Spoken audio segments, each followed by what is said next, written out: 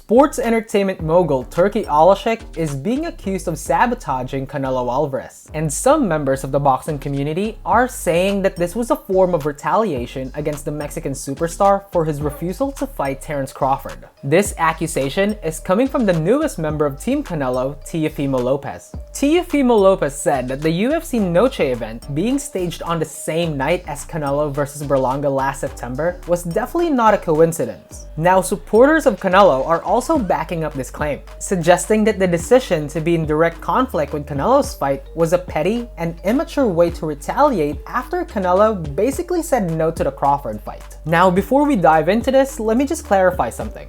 Teofimo Lopez and his accusations, as well as the statements being made by Canelo's fan on multiple boxing forums and social media, is technically not backed up by any tangible proof. So with this being said, I think for someone to truly engage and entertain the accusation, one must approach and play the role of devil's advocate. Because again, the truth can sometimes take many different forms depending on how you look at it and how you perceive it.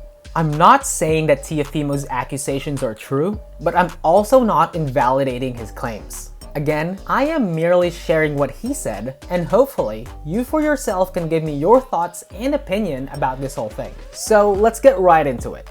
During a recent podcast appearance, Teofimo Lopez revealed that Turki Alalshikh was responsible for the conflict that took place during the Mexican Independence Day weekend. Teofimo basically suggested that staging, funding, and openly embracing the concept of going against Canelo from the person who Teofimo says is claiming to be the guy wanting to quote-unquote make boxing great again was an obvious power trip as well as a bruised ego move after Canelo Alvarez declined to Turkey's offer of fighting Terence Crawford. Fans who are backing up this accusation also added that when Canelo declined to basically, for the lack of better term, bend over to the person who everybody in the boxing world wants to be associated with, this form of defiance was basically seen as not only insulting, but also a form of action in which Turkey has never had to deal with. Critics of Turkey are implying that the UFC being staged at the same time as Canelo was a very immature way of coping with rejection.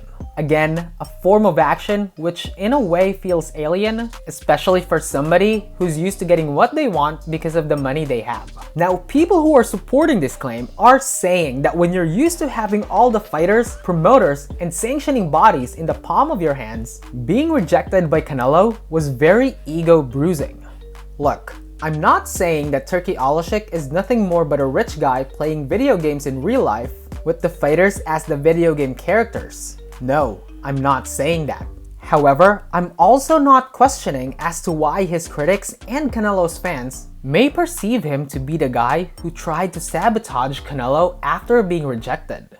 Again, you have to take a look at this argument from different vantage points and from both ends of the spectrum. You gotta remember, the accusation being presented is only coming from one side, has no tangible proof, and is mostly fueled by speculations and emotional biases that may lead to someone forming their own opinion. It's also worth noting that UFC 306 was technically first announced to take place on that day. But then again, one could also argue that Mexican Independence Day weekend has been, for the most part, a Canelo fight event ever since he fought Floyd Mayweather. Now, by diving deeper into this argument, this will again open up a whole new set of arguments. An argument in which no one can really claim to be factual, unless, of course, both sides lay out everything that transpired behind the scenes. Long story short, Turki Alalshikh is being accused of sabotaging Canelo, and the theory is that this was a form of retaliation after being rejected by who many deeply considers as the face of boxing.